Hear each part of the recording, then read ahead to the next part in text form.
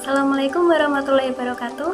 Perkenalkan, nama saya Aida Iftoria Hasna Husnia dengan NIM 193111200 dari Prodi Pendidikan Agama Islam semester 5 Fakultas Ilmu Tarbiyah Universitas Islam Negeri Raden Masai Surakarta.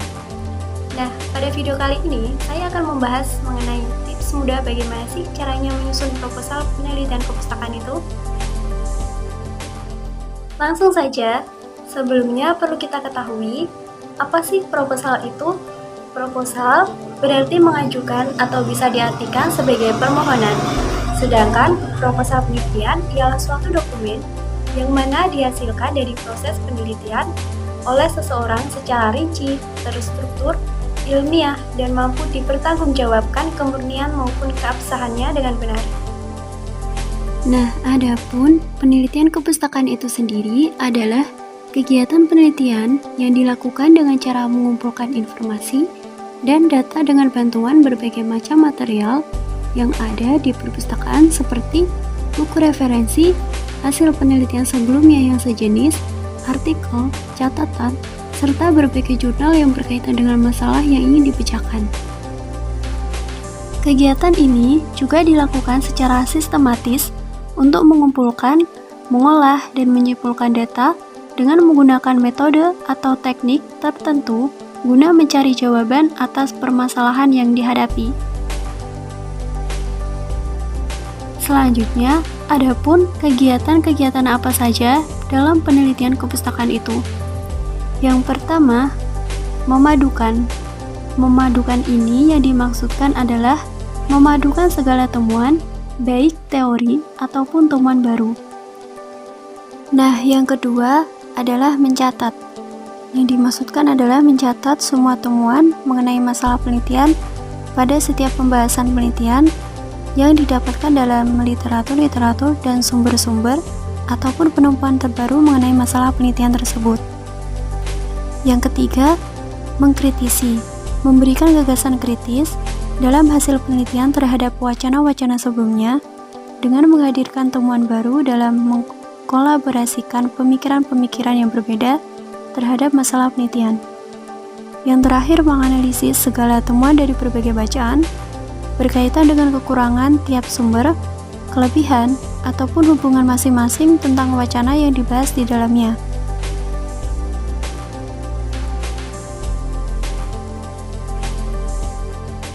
Adapun langkah-langkah yang harus diperhatikan dalam penelitian kepustakaan.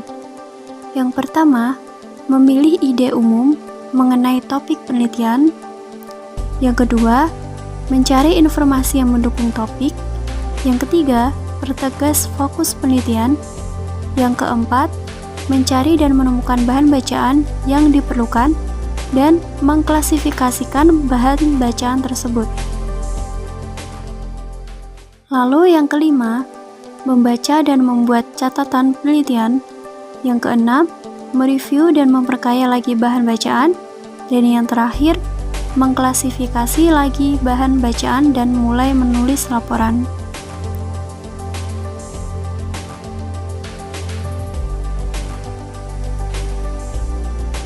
Lalu, komponen-komponen yang perlu diperhatikan dalam penelitian kepustakaan. Yang pertama, halaman judul. Halaman judul dalam pembuatan proposal penelitian berada sebagai acuan dari keseluruhan isi proposal. Maka, teman-teman sebaiknya gunakan judul yang menarik dan yang sekiranya dapat membuat prediksi dari tema yang diangkat. Yang kedua, latar belakang. Nah, dalam pembuatan latar belakang ini, gunakanlah penjelasan dari sumber yang valid dan saintifik, sehingga akan lebih membuat ketegasan yang lebih baik, serta jangan gunakan penjelasan yang bersifat opini. Yang ketiga, rumusan masalah. Rumusan masalah dapat diambil dari permasalahan ataupun tema yang akan diteliti. Nah, di sini harus mampu membuat proposal penelitian dengan pertimbangan tahap-tahap rumusan masalah karena adanya satu variabel dengan variabel lainnya yang berhubungan. Selanjutnya, batasan masalah. Pada batasan masalah ini, bertujuan untuk menghindari sesuatu penjelasan yang bertele-tele. Dengan kata lain, Batasan masalah bertujuan untuk memfokuskan penelitian agar tidak gerambang kemana-mana. Batasan ini mencakup ruang lingkup penelitian yang dilakukan agar tidak begitu meluas kepada hal yang tidak relevan. Selanjutnya, tujuan penelitian. Setiap penelitian mempunyai tujuan tersendiri yang harus dibuat secara rasional dan persuasif agar apa yang menjadi tujuan bisa menarik khususnya untuk pembaca. Ada tujuan, itu pun ada manfaat. Nah, manfaat ini membuat proposal penelitian tentunya harus memiliki manfaat yang jelas serta penelitian dilakukan sebaik-baiknya. Ini bermakna penelitian dapat bermanfaat bagi peneliti dan pembaca sebagai pengetahuan yang baru serta dapat mempraktekannya dalam kesehariannya.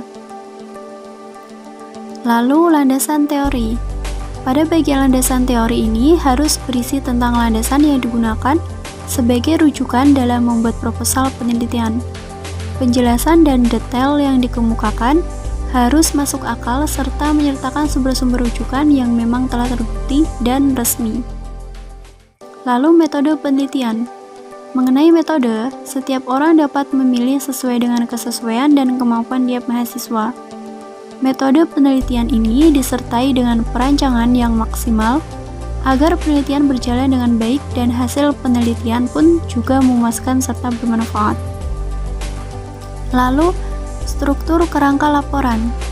Dalam struktur kerangka laporan ini berisi poin-poin penting yang menjadi pokok bahasan dalam proposal penelitian, dengan disertakan semua aspek dasar yang menjadi sebab atau alasan kenapa penelitian ini dipilih dari proses awal hingga ke tahap akhir. Nah, yang terakhir adalah daftar pustaka. Dalam halaman daftar pustaka, pembuatan proposal penelitian tentunya sama saja dengan daftar pustaka yang terdapat pada makalah-makalah. Semua sumber data yang menjadi rujukan dicantumkan dalam daftar pustaka sebagai penguat pada sidang akhir. Lalu, perlu juga diingat untuk menjaga ketelitian proses pengkajian dan mencegah serta mengatasi misinformasi ataupun kesalahan karena kekurangan dari penulis pustaka, maka dilakukan pengecekan antar pustaka dan memperhatikan komentar pembimbing. Laporan penelitian harus disusun atas prinsip kesederhanaan dan kemudahan. Prinsip tersebut dipilih untuk mempermudah pembaca memahami topik penelitian yang dibahas. Nah, sekian video pemaparan mengenai tips penyusunan proposal penelitian kepustakaan dari saya. Semoga bermanfaat. Wassalamualaikum warahmatullahi wabarakatuh.